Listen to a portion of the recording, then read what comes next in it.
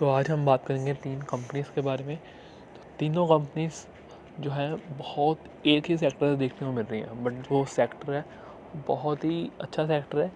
मतलब देखा जाए तो हर एक चीज़ में उनके प्रोडक्ट्स यूज़ होते हैं। 3 स्टॉक्स हैं, तीनों में से एक स्टॉक्स को तो हमने एक स्टॉक जो है उसको अभी-अभी खरीदा, बट जो बाकी 2 हैं उन दोनों में बहुत ही अच्छे-अच्छे प्रॉफ़िट।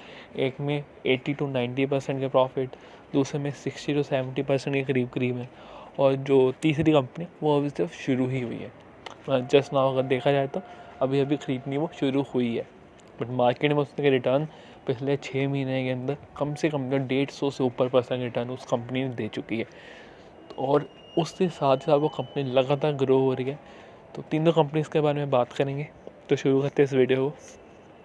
तो सबसे पहले स्टॉक के ऊपर आते हैं, उसका नाम है गुलशन पॉली। गुलशन पॉली हमें देखने को मिल रहा है एक बहुत ही अच्छी केमिकल सेक्टर से रिलेटेड जो कंपनी है। सबको पता है केमिकल सेक्टर एक ऐसा सेक्टर है जिसकी कोई मंथ नहीं है। मतलब ये नहीं कि इसे इसी मंथ्स में चलेगा, गर्मियों में चलेगा, सर्दियों में चलेगा, स्पेसिफिक प्रोडक्ट्स के अंदर चलेगा। जो केमिकल सेक्टर है वो हर एक प्रोडक्ट में डलता ही डलता है, बट हमने वो फाइंड आउट करना है कि वो कौन से प्रोडक्ट में डल रहा है। ऐसे ही नहीं कि वो किसी प्रोडक्ट में डल रहा है जिसको बनाने वाले बहुत प्लेयर्स मार्केट में बैठे हैं। तो ये हमें चीज़ें फाइंड आउट करने वाली है। तो गुलशन पॉली सबसे ज़्यादा अभी तक का रिटर्न हमें इसी कंपनी में देखने में मिला, जो कि मोर देन 80 टू 85% का रिटर्न हमें इस कंपनी में मिल चुका है। अभी भी कंपनी 3% करीब हमें गिरने को मिल रही है, बट हमारे पोर्टफोलियो में ये 80 से ऊपर % का रिटर्न हमें दे चुके हैं ये कंपनी। और इतना रिटर्न देने के बाद भी अगर देखा जाए तो सिर्फ और सिर्फ 13 के पीई पे, जो इतने टेक्निकल्स को डिटेल्स में कंपनी लोग नहीं समझते।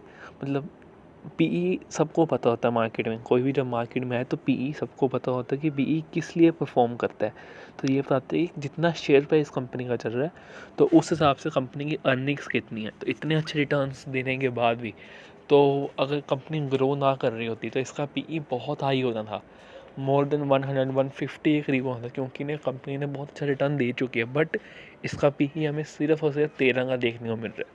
ठीक है, तो इसका हमें क्या देखने को मिल रहा है, इसका मतलब ये है कि कंपनी लगातार ग्रो कर रही है। मतलब जो कंपनी का बिजनेस है, धंधा है और प्रॉफिट है वो लगातार बढ़ रहा है, जिस हिसाब से कंपनी का जो शेयर प्राइस है वो भी बढ़ रहा है। तो ये एक हमें अच्छी बात देखने को मिल रही है, क्योंकि ये ग्रोइंग कंपनीज है।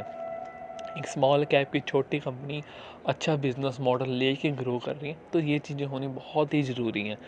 तो इसलिए गुलशन पॉली पहली पसंद होगी सबकी, क्योंकि अगर जिसने पहले भी किसी ने ख़रीदा हो, अगर 6 मंथ्स पहले भी ख़रीदा हो तो उसके पास 70-80% रिटर्न कहीं नहीं गया। बट फिर भी अभी भी किसी ने इस कंपनी को ख़रीदा तो ऐसी कंपनियों में कभी देर नहीं होती कि हमने इस लेवल पे नहीं ख़रीदा, इस लेवल पे नहीं ख़रीदा। तो ये कंपनीज जो हैं अब मेरे को नहीं लगता कभी बंद होने वाली, कि जिस हिसाब से इनका मैनेजमेंट अच्छा हमें देखने को मिल रहा है, कोई ख़राबी नहीं अभी तक देखने को मिल रही मैनेजमेंट के अंदर। बिज़नेस लगातार ग्रो हो रहा है, कैश साइकिल्स बहुत अच्छी हैं, जो न्यू अर्निंग्स आई हैं वो भी काफ़ी अच्छे तरीके से हमें अच्छी देखने को मिल रही है। प्रॉफिट मार्जिन में अगर हम देखें तो हर जगह ग्रोथ ही ग्रोथ हमें इस कंपनी में देखने को मिल रही है।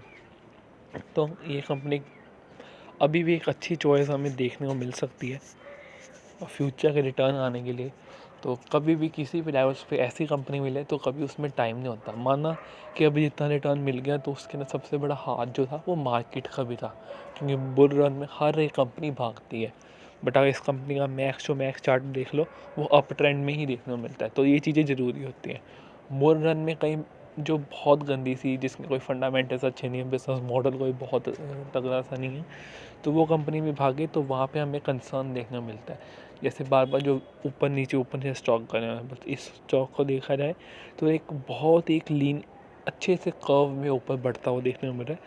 तो मे बी इस कंपनी में सब कुछ पॉजिटिव है, क्योंकि जितना मैंने इस कंपनी को समझा है, जितना इस कंपनी को पढ़ा है, तो अभी तक कोई नेगेटिव बात इस कंपनी में हमें देखने को मिल नहीं रही। और काफ़ी टाइम से 6-7 मंथ से कंपनी पोर्टफोलियो में बहुत अच्छा रेशो, तकरीबन डबल के करीब ये कंपनी पहुंचने वाली है। तो चलो बात करते हैं अगली कंपनी के बारे में। तो अगली कंपनी पे आते हैं, गुजरात एल्कली। तो ये वो कंपनी है जिसमें 50 टू 60% का हमें इस कंपनी में रिटर्न है। तो अगर देखा जाए तो अब इस वॉल्यूम से ये हमें कंपनी गिरने को मिल रही है। बट अगर देखा जाए 6 मंथ्स पहले के करीब हमने इस कंपनी को ख़रीदा था, 400 के लेवल्स पे ख़रीदा था। तो अब थोड़ी सी यहाँ पे गिरावट देखने को मिल रही है। तो गिरावट का वजह क्या है यहाँ पे हम देखने को मिल रही है, क्योंकि हर एक गिरावट की बहुत सारी वजह होती हैं। वजह जो मर्जी कोई भी कैसे भी बना ले। तो मेरे को प्रॉफिट मार्जिन्स देखने को मिला, क्योंकि कॉन कॉल्स वगैरह या कहीं इस कंपनी के बारे को देखा सुना जाए तो कोई ज़्यादा नेगेटिव नहीं है। प्रॉफिट मार्जिन्स ऊपर नीचे क्यों होते रहते हैं, क्योंकि सबको पता है कॉमोडिटीज़ के जो प्राइस है इस टाइम पे उनके अंदर बहुत ही ज़्यादा फ्लक्चुएशंस है, बहुत ज़्यादा। अगर कोई भी एक सबसे लीस्ट जो कम से कम क्योंकि हर एक प्राइस में बहुत ही बड़ा है, हर एक कॉमोडिटीज़ जो हम यूज़ करते हैं, जो रॉ मटेरियल किसी प्रोडक्ट को बनाने में यूज़ होता है, उनके प्राइस कम से कम नहीं तो 30 to 40% बड़े बड़े हैं। और कई ये तो जो प्राइस है वो ट्रिपल तक 3 times तक बढ़े हैं। ठीक है, तो बहुत ही मार्केट में कॉमोडिटीज़ का बूम चल रहा है। तो जैसे ये बूम बस्ट होगा तो ऑब्वियसली है जो सारे कॉमोडिटीज़ के प्राइस है वो नीचे आएंगे, इनका जो रॉ मटेरियल परचेज़ है वो नीचे आएगा, क्योंकि ये सब तो इससे आप कहोगे प्रॉफिट मार्जिन पे कोई इफेक्ट पड़ा। तो जितना ये बूम मार्केट में कॉमोडिटीज़ के प्राइस में आ रहा था, तो उससे क्या हुआ जी अपने कस्टमर्स को पास ऑन नहीं कर पाए, क्योंकि जिस हिसाब से रोज़ के रोज़ रेट नहीं कर रहे थे मार्केट में कॉमोडिटीज़ के, तो वहाँ से इनके जो प्रॉफिट मार्जिन्स हैं, क्योंकि रॉ मटेरियल महंगा ख़रीद रहे हैं, ठीक है, और कस्टमर को आगे पास ऑन नहीं कर पा रहे।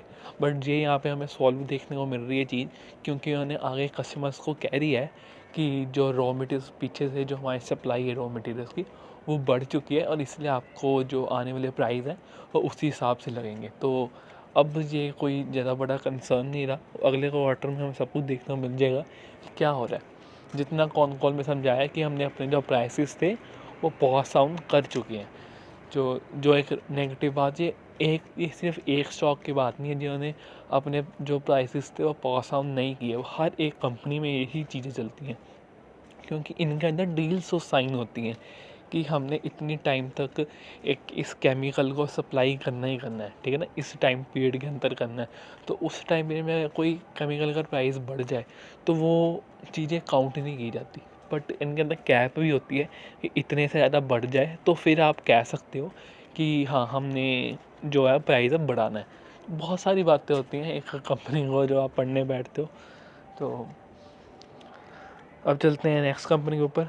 तो अगर कोई सोचे कि मुझे ये सब कुछ क्यों पता कि कैसे कैसे साइकिल्स चल रही हैं, कॉमोडिटीज़ के प्राइस की मतलब कैसे पता बढ़ रहे हैं, और ये इन्हें कस्टमर्स को पास ऑन क्यों नहीं किया, क्योंकि ये पास ऑन वाला तो लिखा हुआ है। और मेरा भी कुछ बिज़नेस ऐसा ही है, तो जहाँ से मुझे पता चल रहा था कि कॉमोडिटीज़ के प्राइस कौन से कॉमोडिटी है, कितने प्राइस बढ़ रहे हैं। तो एक डील साइन होती है स्पेसिफिक पीरियड स्पेसिफिक क्वांटिटी तक, और उस डील में ये भी लिखा होता है कि इतने से ज़्यादा प्राइस बढ़ गया तो हम बढ़ा के ही बेचेंगे। तो ये सब कुछ डील में पहले ही साइन होता है इन बड़ी बड़ी कंपनीज़ के अंदर। तो ये आ गई थर्ड एक अच्छी कंपनी, क्लीन साइंस। तो ये मैंने आपको थोड़ा टाइम पहले ये वीडियो में बताया था कि ये क्लीन साइंस एक मेरी ऐसी कंपनी है जिसके अंदर सबसे ज़्यादा, क्योंकि मैं इन्वेस्टमेंट ये नहीं करता स्मॉल कैप लार्ज कैप देख के, मैं मैटर ये देखता हूँ कि कंपनी के अंदर पोटेंशियल कितना ग्रो करने का और किस पेस से वो इंडस्ट्री को पीछे छोड़ पाएगी। ठीक है, क्या कैपेबिलिटीज़ है कंपनी के अंदर। Small cap large cap mid cap मेरे मैटर नहीं करता, मेरे लिए कंपनी का बिजनेस मॉडल मैटर करता है, और वो किस प्राइस पे कंपनी, प्राइस मतलब कितने वैल्यू पे वो कंपनी मेरी है। ये शेयर प्राइस अगर 200 का चल रहा है 300 का चल रहा है वो मैटर नहीं करता। ये गलतियाँ मैं पहले करता था, तो हमें उन चीज़ों से सीखना चाहिए। प्राइस मैटर नहीं करता, वो कंपनी को वैल्यू कितनी प्रोवाइड कर रही है।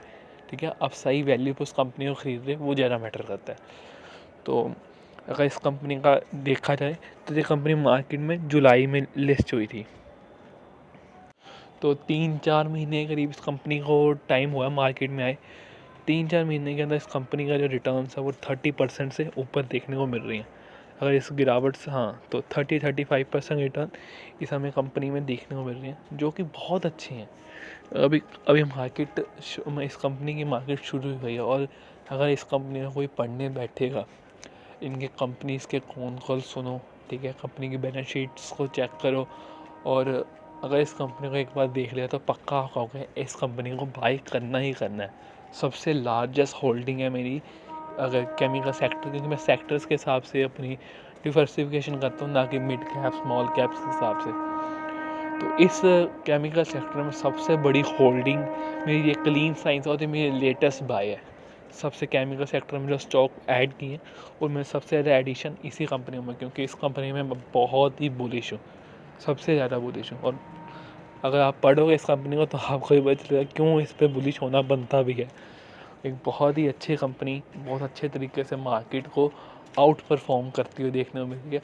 और एक कंपनीज होती हैं जो डिस्ट्रप्टर बनती हैं और होती हैं जो डिस्ट्रप्ट करती हैं, ठीक है। तो ये वो नहीं है जो डिस्ट्रप्ट हो चुकी है, मतलब डिस्टर्ब इन द सेंस कि ये वो कंपनी ने जो दूसरों से तबाह हो रही है।